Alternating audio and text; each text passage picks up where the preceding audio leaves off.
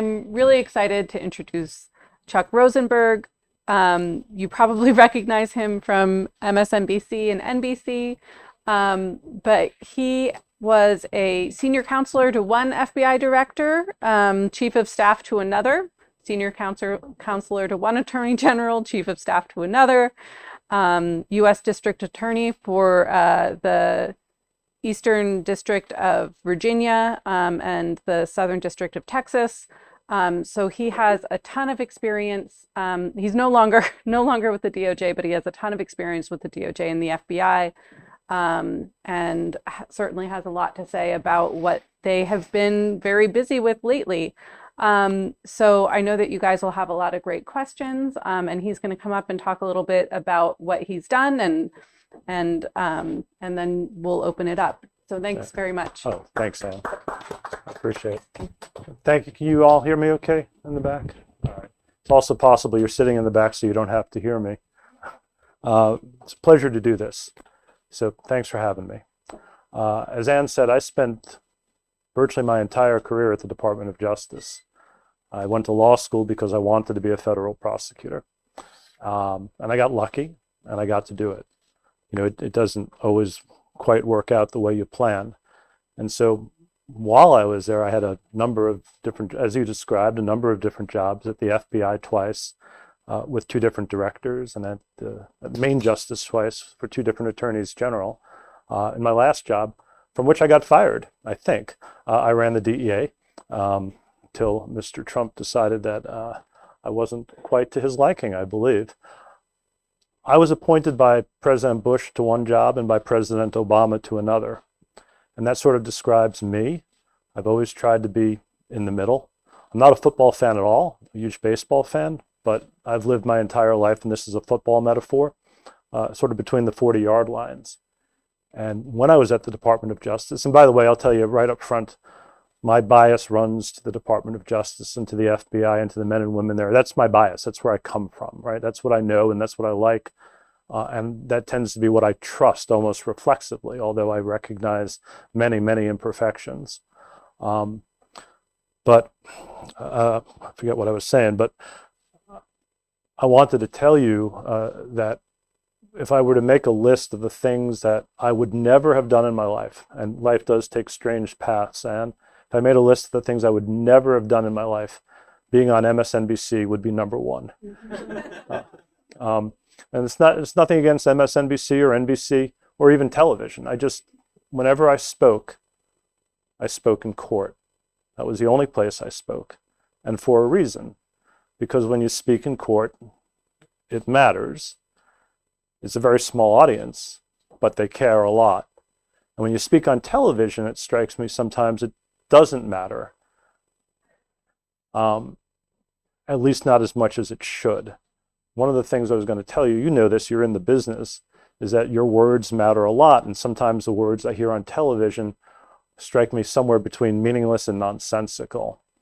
And that it's really important that we get the words right. I'll just give you a minor example, but and you might want to talk about this later, and I'm happy to. But the search at Mar-a-Lago, for instance, is a search. It's a lawfully executed search warrant signed by a federal judge, right, who finds probable cause, which is a Fourth Amendment requirement, a constitutional requirement. It's not a raid. A raid is a military incursion. And if you think about the word raid on one hand and the word search on the other, they have very different connotations. And so I think the language that we use really matters a lot. And sometimes less so in print, because I think you guys have a little more time and are a little more thoughtful and can get it right. But often on television, I think the words are all over the place, which is unfortunate. I'll also tell you, at least from my perspective, like I said, I'm appointed by two very different presidents, both of whom I respect, although I don't agree with either of them on everything. It would be hard to agree with both Mr. Bush and Mr. Obama on everything. I don't know that that exists, but I have deep respect for both of them. The people with whom I disagree are not my enemy, which is, I think, another problem sometimes with television news. And decisions with which I disagree, including out of the Supreme Court, don't make the Supreme Court illegitimate, in my view. It just makes them wrong. And I think we also have to be very careful about the way we talk about those types of institutions and those types of things. I'll give you another example. The Trump team filed some motions in front of Judge Cannon down in Fort Pierce, Florida, with respect to the search warrant, not the raid, the search warrant executed at Mar-a-Lago. And I think the opinions or the orders that she issued were just flat out wrong, and in some cases extraordinarily wrong on the law and on, in some ways, the facts. That doesn't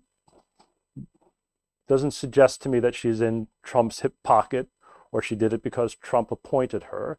There are other possibilities which we have to think about, like she just is wrong. That happens. We're all human. We're all fallible. I get things wrong 30 times a day. Doesn't mean it's because I'm doing it for someone else. And I think we have to also be careful about the way we talk about judges. And I think Justice Roberts largely has it right. And it's been my experience as a federal prosecutor that there aren't Trump judges or Biden judges or Clinton judges or Obama judges. They're judges. And some are good and some are bad. And some are smart and some aren't. But that they largely try to get it right, and they sometimes don't. And I think Judge Cannon got it desperately wrong, but I don't subscribe to the notion that she got it desperately wrong on purpose and for Trump. I just think she's wrong, and that's okay. We get to be wrong in this country, as long as you do it in good faith. And we have mechanisms to fix that, including the 11th Circuit Court of Appeals, which reversed Judge Cannon on a very important issue to the Department of Justice. And then suddenly nobody was talking about the fact that 2 of the 3 judges on the 11th Circuit were also appointed by Trump. It's hard to reconcile that Judge Cannon would have been in his back pocket, but the 11th Circuit was not, for instance. So I think you have to be careful. I also think you have to apply the same set of standards to different people when the facts warrant it. And I'll give you an example. I thought Matt Whitaker, who, do you even remember that name, was very briefly the Attorney General of the United States, for God's sake. I thought he was a disaster as Attorney General and a poor choice. And I criticized the choice because he had made a lot of comments about the Mueller investigation while he was on Fox News, I believe. And I thought having spoken about it on Fox News meant he should recuse himself from anything having to do with the Mueller investigation. And then I said the exact same thing about a woman whom I deeply respect, Letitia James. When she was running for Attorney General of the state of New York, and I'm glad she won, she said a lot about Mr. Trump as part of her campaign. I thought as a result, we should apply the same standards to Matt Whitaker as to Letitia James, that she ought to be recused from that portion of the investigation involving Mr. Trump. One person I deeply respect, Letitia James, and one person I don't, Matt Whitaker. But we have to apply the same standards. And that's what I tried to do as a prosecutor, imperfectly, but that's what I tried to do. And I think you all are going to be sort of the vanguard of that we apply the same things in the same way to the same people. And it's not because we prefer a particular outcome or a particular person. And that's where I think the news is often lacking. And I shouldn't even really say the news. I should be more specific. I think the commentary, the quote unquote analysis. I mean, I'm not hyperbolic, but I'm horrified by some of what I hear on television. We spend a lot of time on set talking about things that haven't been issued yet. And then as soon as they're issued, we spend a lot of time talking about things we haven't read. And so we're going to make mistakes. But prejudging cases and prejudging people and predicting outcomes, I think, are perilous. And the predictions don't help. What I think helps is sober analysis. I'm not sure sober analysis is as much fun for some viewers as predictions, but I think we have to be more restrained in what we do. I don't think the hyperbole is helping. So that's kind of my pitch. What I'd much rather do is stop blathering at you and answer questions about absolutely anything. And I teach a class at Georgetown, undergrad, which I love. It's my favorite job. And what I tell them all the time is that if I'm not making sense, that's not on you, that's on me. So don't let me get away with not making sense. If I say something you don't understand it, make me do it better, okay? So Sometimes I have to encourage my students to ask questions. I don't think that's going to be an issue here, so please fire away. Hi, could you talk about the Espionage Act and any relevant cases previously that Sure. we should turn to specifically for improper possession, such as Yeah, so the Espionage Act passed in 1917 is a complicated statute, 18 U.S.C. 793, and we used it in the Eastern District of Virginia often, or as often as anyone did, I should say. We don't use it that often because, thank God, we don't have a lot of spies. But we use it for Hansen and Ames and very significant cases like that. But as you point out in your question, Sophia, there are parts of the Espionage Act, like mishandling, that are relatively benign. I mean, not a good thing, but relatively benign. And parts of the Espionage Act that are extraordinarily serious, like passing information to a foreign power to the detriment of the United States, and a lot of stuff in between. So be careful when you talk about the Espionage Act, because it's a big, long, complicated statute, and it encompasses lots of behavior, all of it criminal, but some of it, really bad. Then the other thing I would say, and there's been some confusion, though you may know this here, it doesn't require the use of or passing of classified information, right? So why is that? Did you all know that? Okay, let me explain that. So do you know when we began to have classified information in the United States? It was actually post-World War II, I believe under an executive order of Harry Truman. Prior to that, we didn't have classification, so there wasn't a top secret. You couldn't have a top secret document from World War II, for instance, because they didn't exist. And so if you read the Espionage Act, Sophia, you see it referred to national defense information. And that was the thing you couldn't pass then and now. And today we sometimes use classified information as a proxy, right? As an easy way to show that something is national defense information. But they're two different things. And so, interestingly, the search warrant executed at Mar-a-Lago was predicated on 3 statutes. An obstruction statute, a destruction of documents statute, and the Espionage Act, none of which require that the documents actually be classified. None of them. And so in some ways, this whole thing about classified information at Mar-a-Lago is a sideshow. It's kind of interesting, but it's not critical to the outcome of the case. And whether or not it's classified or not, Sophia, isn't going to determine whether those underlying statutes are applicable, right? There are other elements that you'd have to prove, but the documents being classified are not one of them. So we've used it a lot.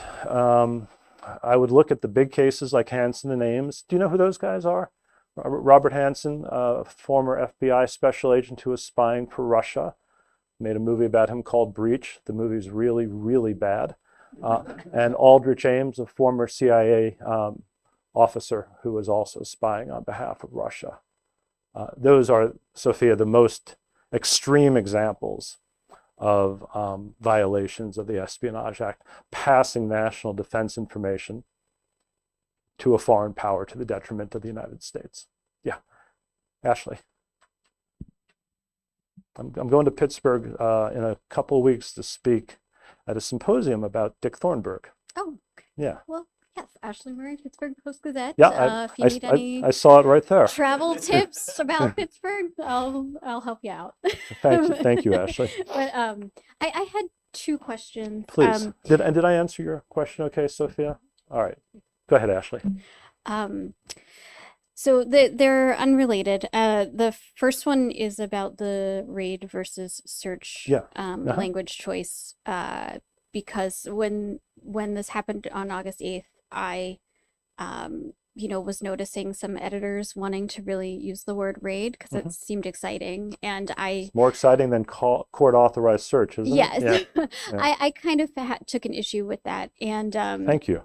I did reach out to an FBI friend, and they said if they're wearing the raid jacket, it's a raid. If they're not, is that accurate? Nope. Okay, thank you. All right. And I just wanted to hear Well, by FBI friend, do you mean someone who actually knows something about the FBI? someone who was an agent. Well, that's a little frightening. Okay, go ahead. Okay, so a retired agent, and he said the jacket is when it's a raid, and if they're not wearing the jacket, it's not a raid? I have literally never heard that before. Interesting. But Okay, yeah, thank you. That was my thought. Interesting. Okay. Okay, so I just wanted to hear your reasons of why you're concerned about when people use the language of raid, and then I did have a separate DEA question. Sure. I'd be happy to. Let me just take the first one, Ashley. It was only an example of why I think words matter. For the same reason that your editors perhaps prefer the word raid because it was more exciting, I also think it's less accurate and less descriptive. I mean, when you think of raid, what do you think of? You think of something really serious. You don't think of men and women, in professional dress, showing up with a piece of paper signed by a judge, which permits them entry into your house to search for evidence of a crime, because that's not all that exciting. That happens every day, by the way. And so you may not agree with me, which is fine. I mean, I can say lots of things that you don't agree with, but I just think the word search is more responsible and more descriptive and less inflammatory. And I can tell you, having spent a career in federal law enforcement, sometimes they have suits and ties and sometimes they have a jacket on, but they're still executing search warrants. And those search warrants are still authorized by federal judges. I don't know the word raid as being associated with lawful law enforcement functions. We don't do raids, we do search warrants. But I'll give you a DEA example of a word I hate. And by the way, this one was a self-inflicted wound, but it wasn't my fault, at least in this case. The war on drugs. I hate that terminology. I think it's idiotic.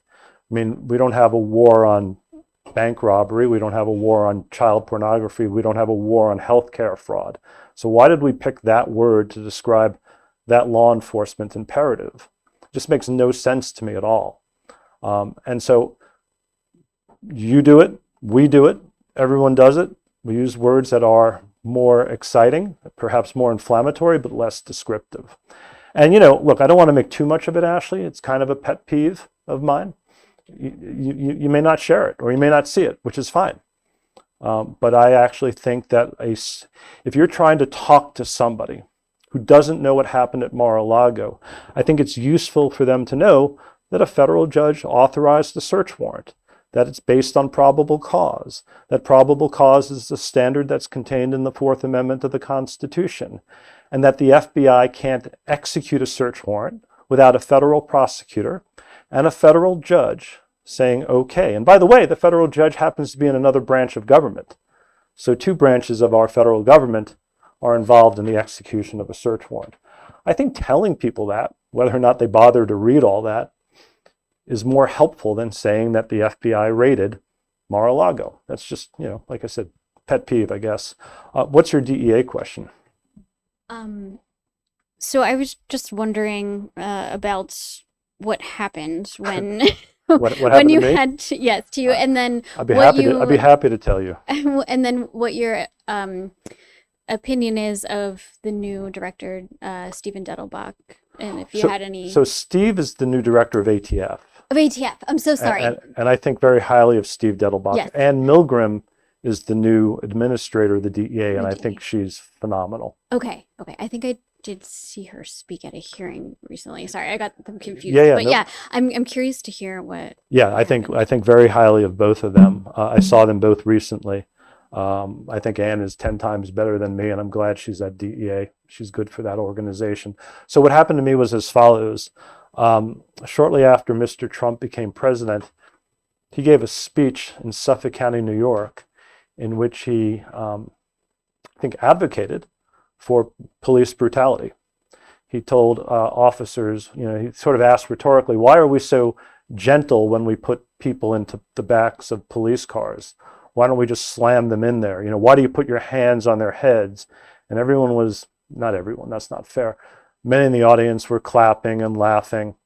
And I was, what's the right word? Appalled by what he was saying.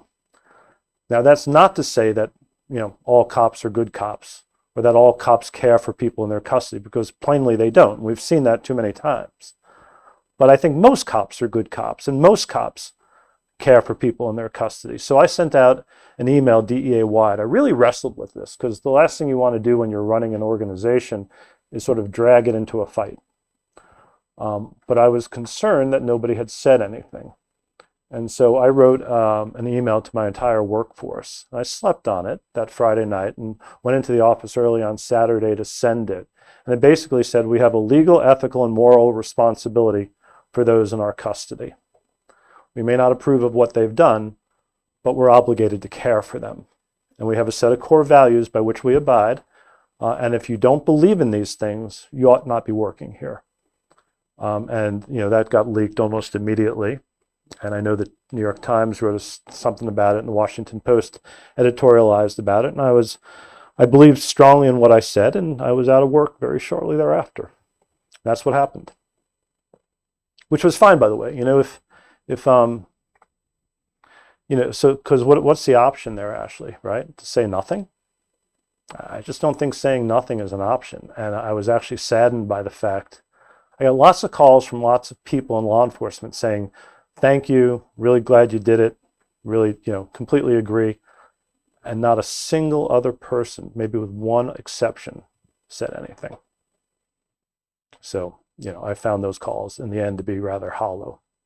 Kind of building on that, and your comment a little earlier about some of the, I don't know, critiques or whatever that you think still may exist within the department.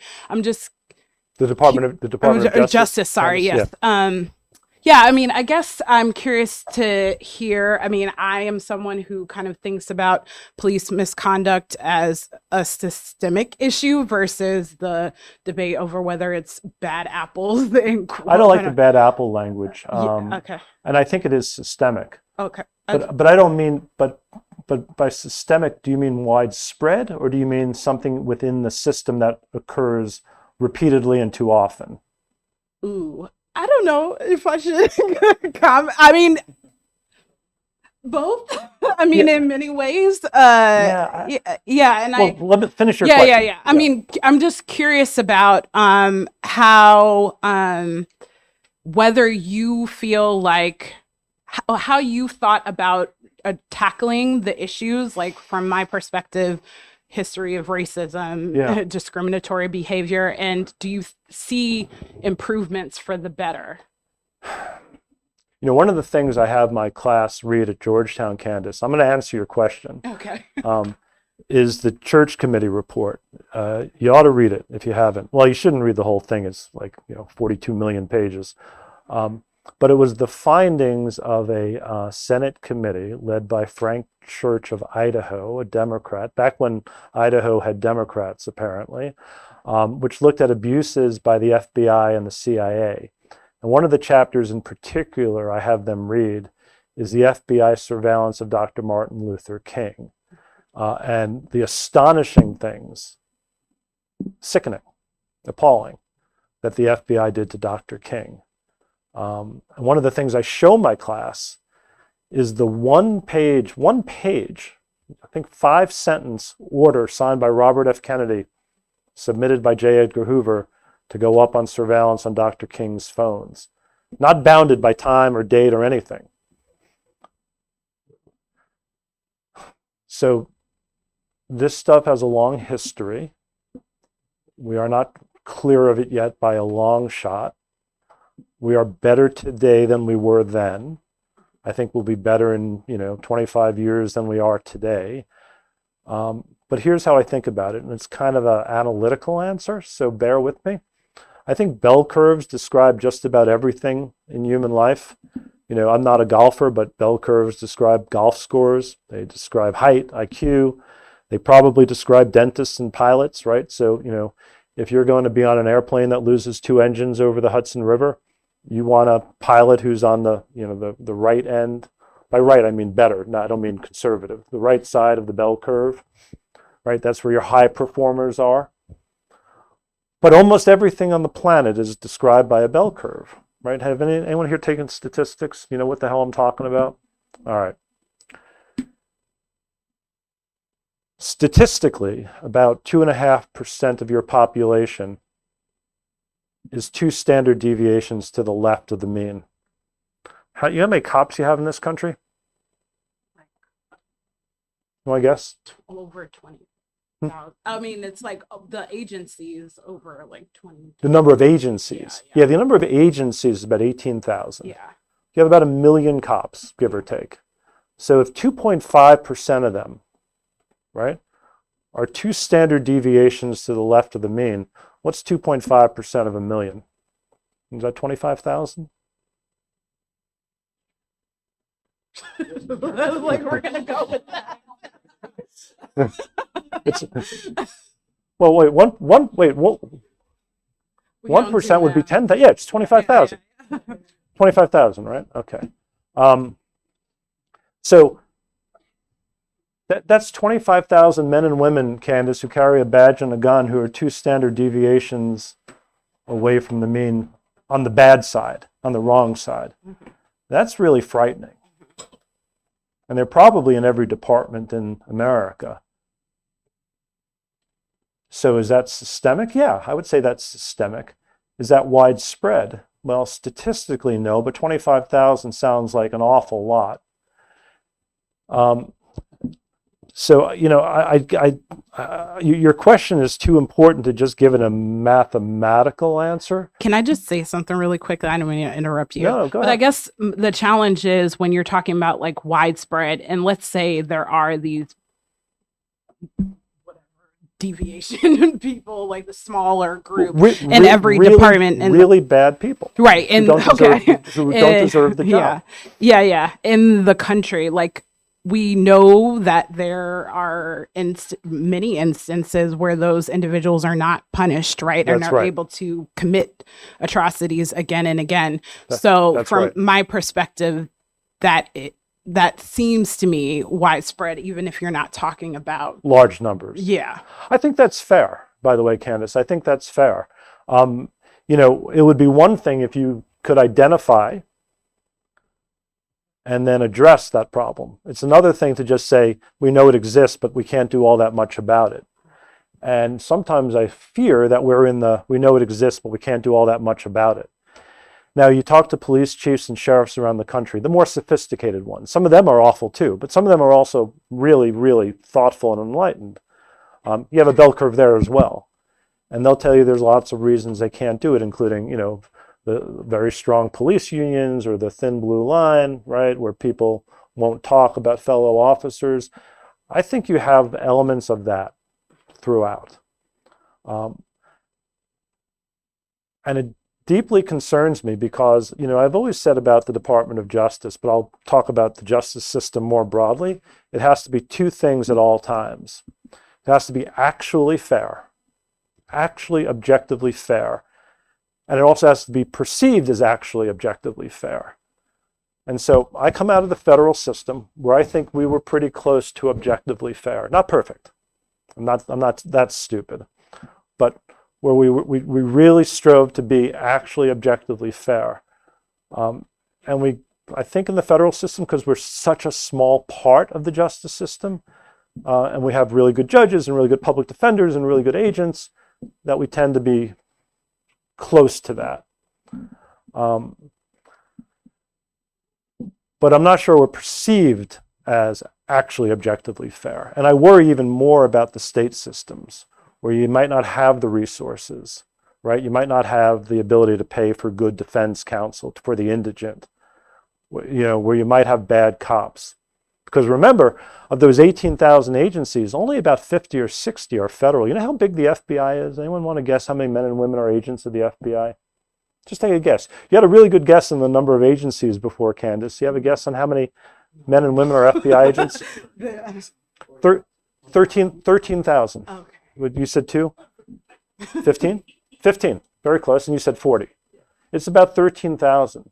But here's an astonishing number. That makes the FBI about 1/3 the size of the New York City Police Department. Okay? Total. New York City Police Department has about 39,000 officers, men and women with a badge and a gun. The FBI has 13,000, about 1/3 the size.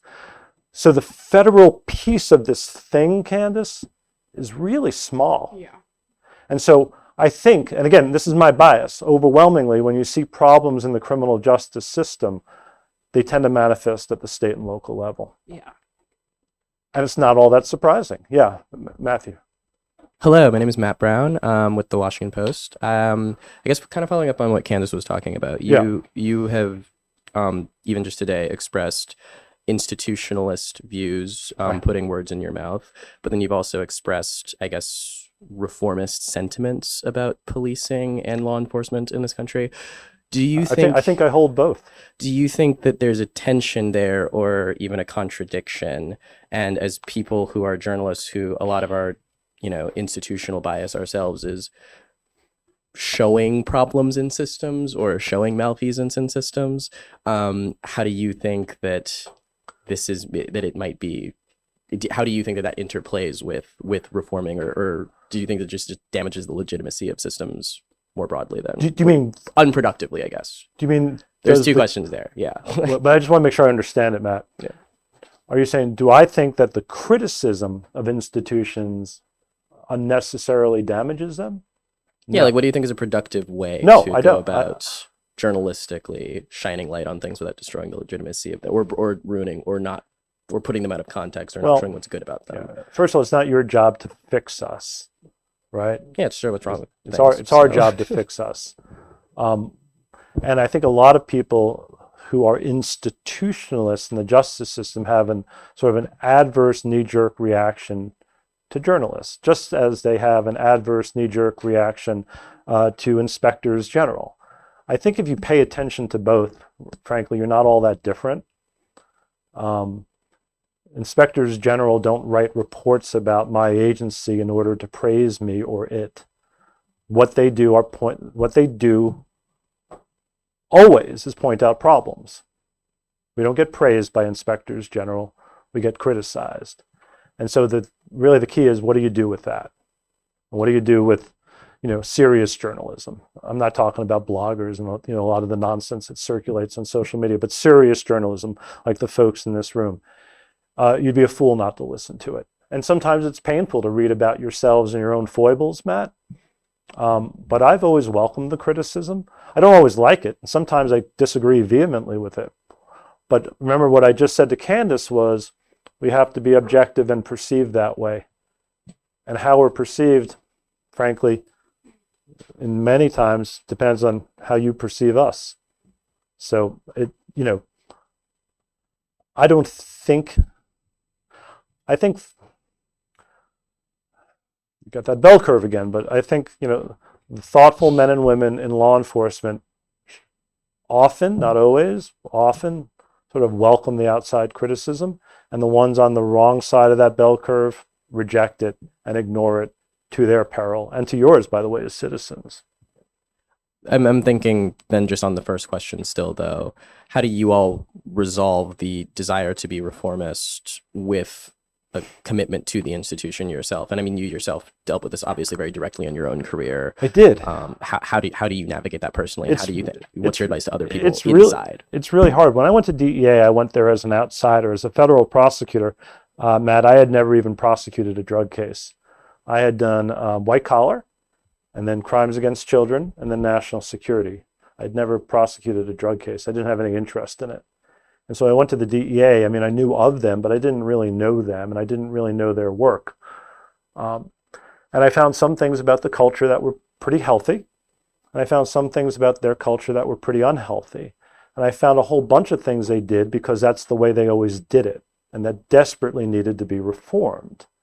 I know we're on the record, so I can't tell you all of those things in this setting, but I can tell you generally, Matt, that when I spoke about things that needed to change, I had that same reaction within the agency. A third of my special agents in charge said, "You're right, it's long overdue, we've been advocating for that."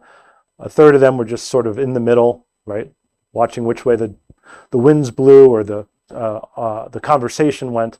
And a third of them were deeply resistant and dug in. And so it takes a long time to change culture. Much longer than the amount of time I spent there, by the way. You had asked me about Ann Milgram. when I saw her recently, I asked about some of the things I had worked on, and I was thrilled to find out that a few of them existed still to this day, and that some of them had been tossed out when I left. And that's just the nature of it, right? I mean, you make the changes that you think you ought to make, and you hope that some of them stick, and you recognize that some of them won't. But there is always resistance in the culture. I mean, your newsroom is probably resistant to change, I would imagine. What's that? Well, good for you. But you're all human beings, and you all come from institutions that are resistant to change. The college you grew up in, right? Maybe the youth group you belong to. I don't know, but human beings are resistant to change. Law enforcement's no different. The thing is, and by the way, I know a lot of good people at the Washington Post. But they would complain about certain sort of idiosyncratic practices that you've had over the years that need to be changed and haven't. But so Matt, what I'm saying is you're not all that different than me. Yeah, sir. Daniel DeRocher with the Kansas City Star. So I want to circle back because you talked about this kind of disconnect between the perception of how the institutions may be perceived versus how you all view yourselves as objective. Yeah, I don't think I was quite saying that, Daniel. Okay. Yeah. I was saying that we needed to be both. We needed to both be objectively fair, and we needed to be perceived as fair. And that perception may not be there right now, right? Fair. Particularly with how things have been politicized recently. Yeah, I'm afraid. I think that's right. Yeah, and I mean, if I'm understanding your tone correctly, it's been a lot of kind of, we need to turn the volume down, we need to tone things down, even just with the use of raid versus search. And I don't want to make too much of that, but a little more light and a little less heat would be helpful. Yeah. And so I guess, at what point are things dug in too deep, right? Where the perceptions have gotten far enough where no matter how much you have a mission of objectivity, it won't be perceived that way, and it'll always... You can't get it back. You can't get it back, yeah. I don't know. I mean, that may be something we know, 5 years from now or 10 years from now. I tend to believe we can get it back, but how can I measure it at this point in time, Daniel? What can I tell you that I know right now that would convince you that I'm right in either direction? So what do you think those steps are for getting it back? And to be fair, I mean, we are an institution that is also not seen as objective by most people these days. That, I report out of Kansas City. You may be hated as much as I am. Yeah, exactly. So I mean, what are the ways that you actually see that coming back, and the tangible steps that people can take? So first, I'll tell you, I'm heartened by, I read a book recently called The Soul of America by John Meacham. I don't know if any of you have read it, but it's quite fascinating. Meacham is a Vanderbilt historian, and he talks about the cycles in American history, that these awful things that we're seeing and hearing right now in some ways are new because they're amplified by social media. By the way, you will never find me on social media because I don't exist there. Never have, never will. But his point is, we've done this to ourselves before in many different ways. And it always feels like the worst when you're standing in it. But the historical perspective is helpful. So that's what makes me think only, Daniel, that we can get out of it. But we're definitely in it right now. And, I tend to think that most people are like me in the following way, that they live their lives between the 40-yard lines. But you wouldn't know that from MSNBC or from Fox. Right? You wouldn't know that from much of what we see every day in your publications. What gets the most attention right now? Far left and far right? Angry, right? Hysterical, hyperbolic? That's not where most people are, I don't think. And certainly not where I am. And so I don't know if it's as simple as tuning it out or turning it down, although that seems perhaps to have eluded us. It might be, and maybe it starts with you all, just paying a little more attention to the middle. There's a number of good members of Congress from both parties in both chambers who live more or less in the middle. I mean, I would love to hear from some member of Congress other than Marjorie Taylor Greene or Jim Jordan or Lauren Boebert or, Louis Gohmert or that ilk. I mean, there's 435 members of Congress, and I feel like I hear from 7 of them repeatedly. And I'm not quite sure I understand that there is, at somewhere in that institution, there has to be a middle, and they have to be thoughtful, because I think that's where most people are. But, can we save this thing? I think so. I would be awfully depressed and depressing if I didn't believe that. But look at Meacham's book. When he talks about, particularly, our nation almost split in two in a civil war, and let's not be, let's be clear what this war was fought over: the South's interest in preserving the institution of slavery. It wasn't states' rights; it was about slavery. And what happened to us post-Reconstruction and the first sort of incarnation of the Ku Klux Klan and its reemergence in the early 1900s. At one point, according to John Meacham, about 1 in 7 members of the United States Congress were openly members of the KKK. And you look at Father Coughlin in the 1920s, you look at Joseph McCarthy, you look at George Wallace, you look at the turmoil in the 1960s, right? The murder of Martin Luther King and the Kennedys. You look at Watergate. We have been in some really, really difficult and dark periods in this country, and we've emerged from them. I'd like to think we're in another, and that we will emerge from it too. But I think it's going to be, if that happens at all, because of folks in the middle and you talking to them. Good, Mark. So what would you say, I guess, are some of the most pressing issues and most important issues facing, well, it's the DOJ and DEA that no one's talking about, or we're not reporting on, or we're not following up on? Mark, I think the most pressing issue facing DOJ is something we're talking about a lot, but not in a mature and thoughtful way. So I think the most pressing issue facing DOJ is a decision about whether or not to charge a former president of the United States with a crime. I recently wrote an article, I forget where it was. But there's an interesting story out of Watergate. So you all know that President Ford pardoned President Nixon, and you know that he was excoriated at the time for doing it. And many people thought it was a corrupt bargain, not that it was unseemly, that it was corrupt. And one of the leading critics of President Ford was Senator Ted Kennedy of Massachusetts, right? Sort of the liberal lion of the Senate. And Ford had always maintained that he pardoned Nixon because we had to put that thing behind us. And we had to move forward. We had too many problems. Post-Watergate, he was absolutely right. Post-Vietnam, he was absolutely right. And dwelling on a former president would be a huge mistake. In 2001, right before the 9/11 attacks, I think the summer of 2001, June, if I'm not mistaken, Ted Kennedy, then an older man, gave to Gerald Ford, then an older man, the John F. Kennedy Profiles in Courage Award. He said, 25 years later, I realized that Gerald Ford was right and I was wrong. What we had to do in 1974 was put this thing behind us, and Ford did it. And it cost him the election. He lost to Jimmy Carter, by the way.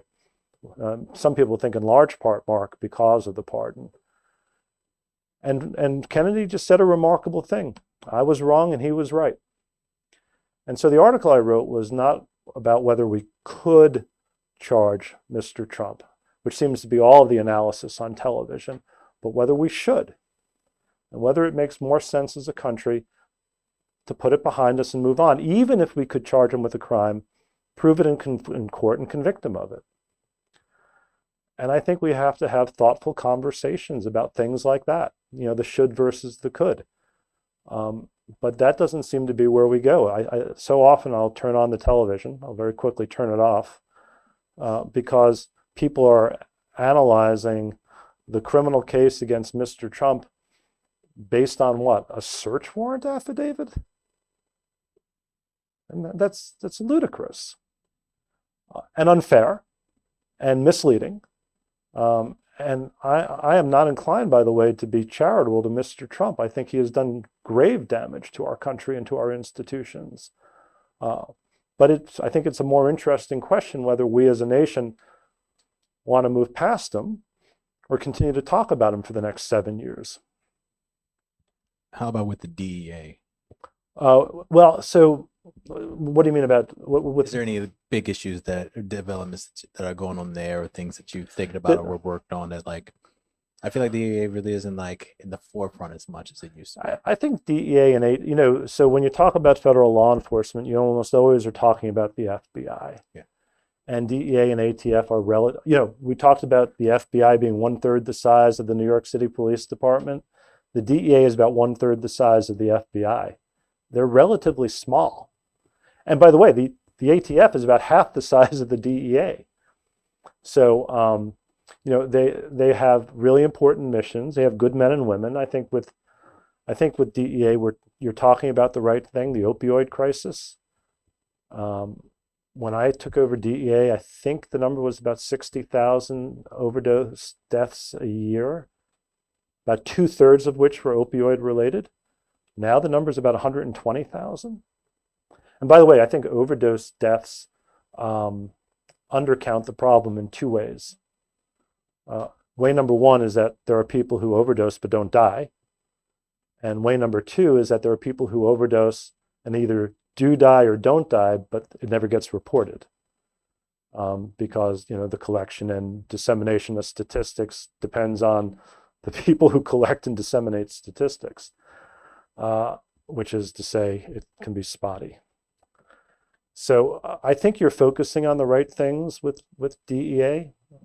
That's my sense of it, because that's the story. 120,000 people a year is just astonishing. I mean, you know how many people died on 9/11. And I don't mean in any way to minimize that, but it was about 3,000.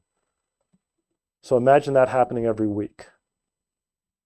And you're at about that number now. And it's really just horrifying. And by the way, DEA can't solve that problem. There are only 4,500 men and women who are special agents of the DEA, right? They simply don't have the resources.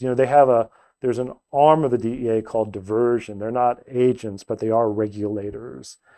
And they regulate people who hold DEA licenses.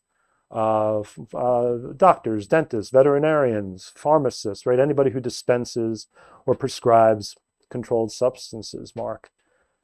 And I think this number is right. You can double check me, but I think in some parts of the country, the ratio of these license holders to diversion agents is about 10,000 to 1. Meaning there's one diversion agent for every 10,000 or so license holders. I mean, seriously? Yeah. Hi, my name's Ryan. I was wondering, could you kind of just walk us through, how concerned you are at this moment? Or we're going to hear later from a speaker, and she talks about how the USA is moving towards more of an anocracy. More to what? To more of an anocracy. Anarchy. No, an anocracy, which is kind of like a mix between, it's kind of like a scare between fascism and democracy. And it's a point at which countries can become. Meaning we're at a tipping point. Yeah. And it kind of leverages between those two forces. Yeah. And it makes it more subject to civil war. And one of the democracies are less strong when independent institutions can't be held up. And how concerned are you in that dynamic in regards to the DOJ? It's a really interesting question. If I wasn't teaching my class, I would ask Ann if I could stay and listen. I mean, there are data points on both sides of this, right? So think about, as one set of data points, the distrust in our respective institutions is really troubling. The rise of domestic terrorism is really troubling. The lack of faith in elections, when objectively there's almost literally no election fraud in the United States, and most people think there's massive election fraud in the United States. On the other hand, do you know how many lawsuits Trump and his team filed in the federal and state courts of the United States after the election challenging individual results? I think it was 61. I think it was 61. Now, how many of those he lost? 61. So if you're looking for some evidence on the other side, Ryan, the courts of the United States have certainly held, state and federal, including by judges appointed by presidents of both parties. But people are also losing faith in the courts.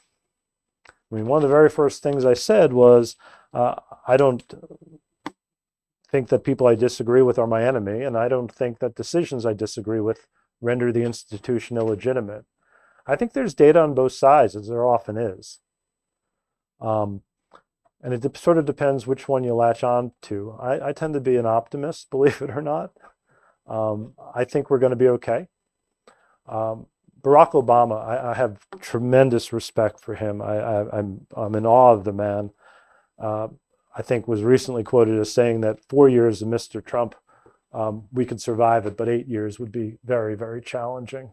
So part of the answer sort of turns on what happens in 2024.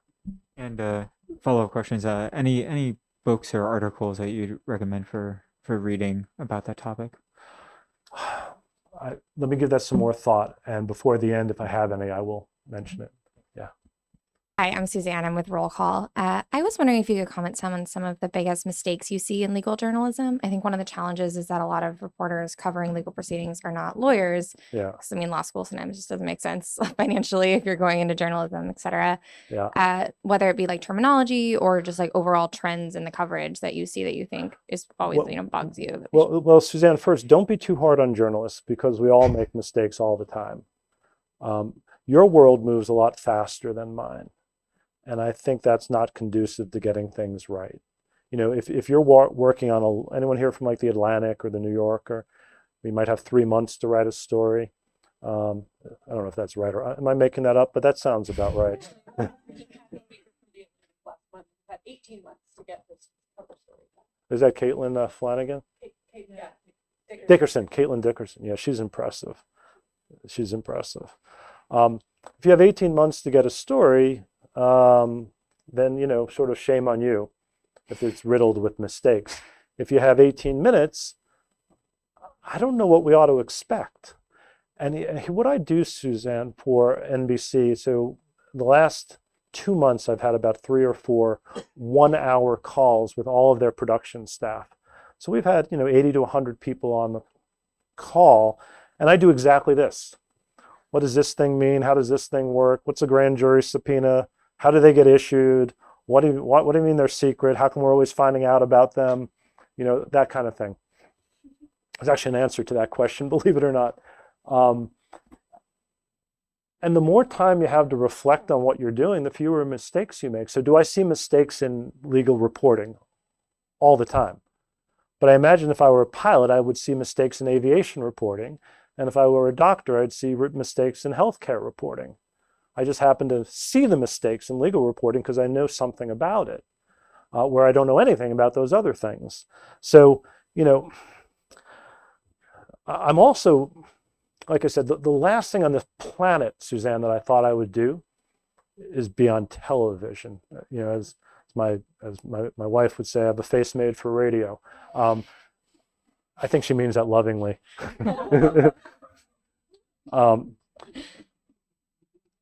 So I never thought I would do that. But now that I'm there, I try and treat it like a courtroom. And I try to never, ever, ever say anything that I don't know. But the pressure is there to speculate. And you have it too, right? What does this mean? Is a very different question than what does this say? And so when you answer the what does this mean question, you have to be really careful. And by the way, law is not a science, it's an art. And I found this when I was a prosecutor, that we would often have these roiling debates, arguments, fights, not physically, about what the right thing was to do in a particular case. I mean, screaming matches about what the right thing to do was. And these are among senior prosecutors and agents who had been doing this for their entire careers. So suddenly a search warrant gets unsealed and you're supposed to have a story out. And how much time do you have, Mark, to get that out? 5 or 10 minutes. Dear God. And so how can you get that right? Which means you may have to rely on someone like me who hasn't read it yet, but may have an opinion which they haven't divulged to you. And so, you know, I'm going to tell you something you know, but I think it's the coolest thing. Daniel, you made I don't know if it was it you who made the comparison between our two lines of work? So here's the coolest comparison between our two lines of work. When we get something wrong, we have to tell everyone. When we get something wrong, we have to go to the judge and say, Your Honor, we screwed up. We told you X. It turns out to be not X.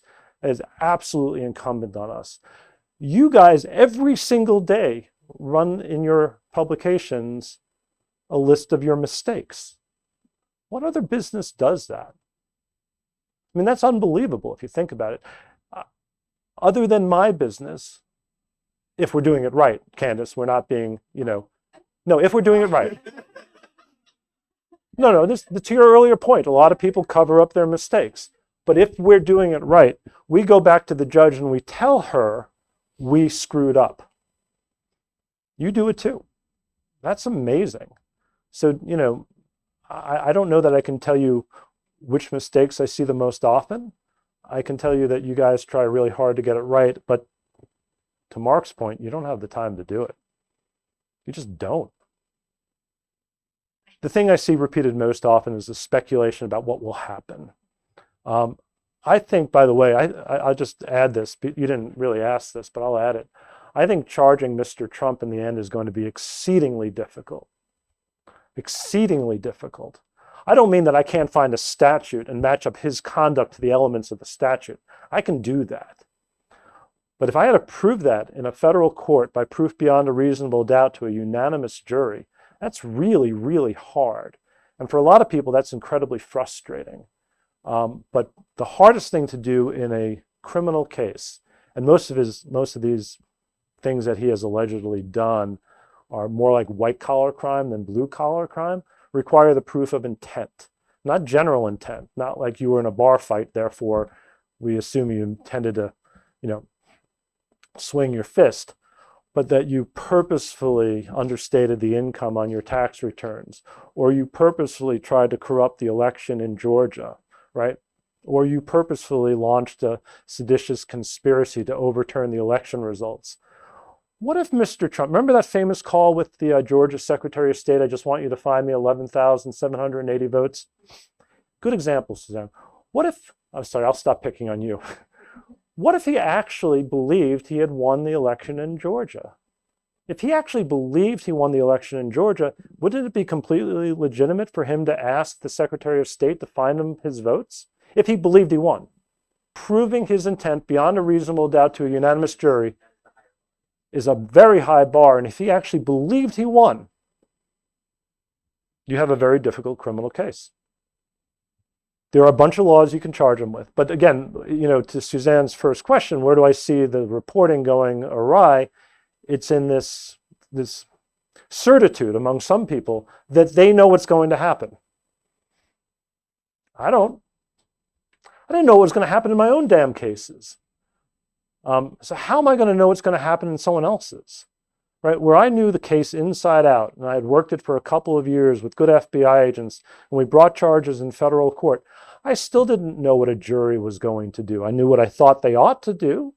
I know what they normally did. But if I don't know, if I can't be certain about my own cases, how can I be certain about a case that I haven't investigated and that we've seen maybe, right, 1% of what the government has? Like, Matt, for the January 6th committee on the Hill, I think they've done a good job, sometimes a very good job, presenting information. How many hearings have they had so far? 7? Is that about right? 6 or 7? How long have those hearings lasted? 2 hours? 3 hours? So maybe we've had somewhere between 18 and 20 hours of testimony. How many witnesses have they called? 1,000? Let's say each of those witnesses were deposed for 6 to 8 hours. So you have 8,000 hours of testimony, and we've seen 20, and we know what's going to happen. That's where I think it gets off the rails, Suzanne. Are you willing to chat about Jay Bratt now? And Jay Bratt's a good guy. He reports a good friend of mine, Matt Olson. I know Matt far better than Jay, so I'm probably not your best source on Jay. Can you talk about, like, since your experience has been in the National Security Division, what someone who, works in that division brings in terms of their skill set and the way that they think about or approach a case like this one? Yeah, Sophia, it's a hard question for the following reason, right? I mean, they're just prosecutors. We are, or we ought to be, fact-based.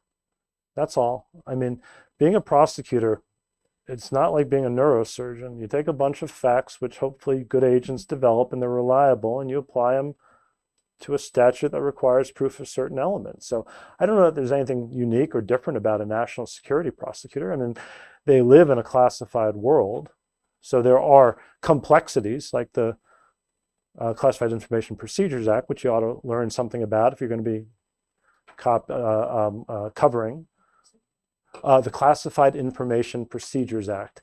It's often called CIPA. If you hear the word CIPA, they're talking about the Classified Information Procedures Act. If you hear the word FISA, they're talking about the Foreign Intelligence Surveillance Act.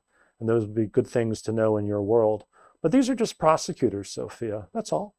They're just applying evidence to elements and trying to prove it in court. So I don't know that I can tell you that there's a unique set of traits. But so why him instead of, for instance, like the DC Circuit? I don't. Like you mean local prosecutors? The DC U.S. Attorney's Office? Yes. Oh, why the National Security Division of the Department of Justice?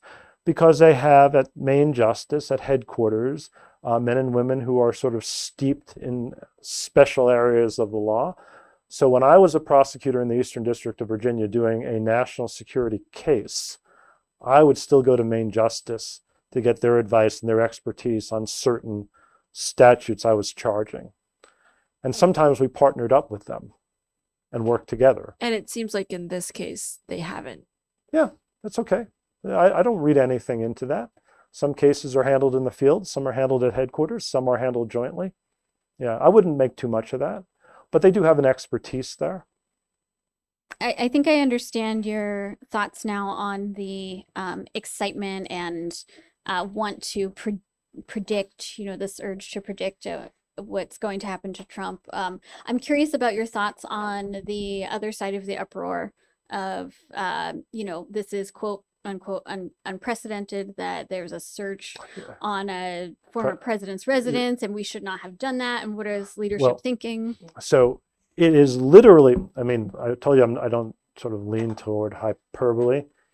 It is literally unprecedented that they executed a search warrant at a former president's house. That has not happened.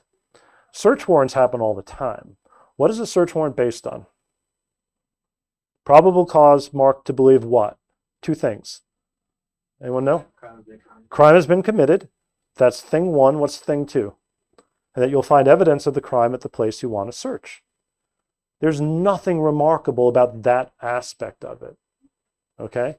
If you believe a crime has been committed and you believe that you'll find evidence of the crime at the place you want to search, you get this thing called a search warrant. You go to the judicial branch of government, you ask the judge to sign a warrant, and you go execute it.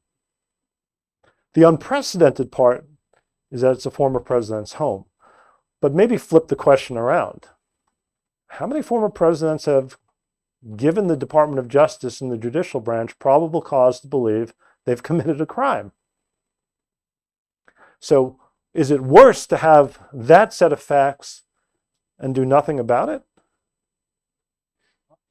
I mean, aren't they literally in a damned if you do, damned if you don't place? So follow the law.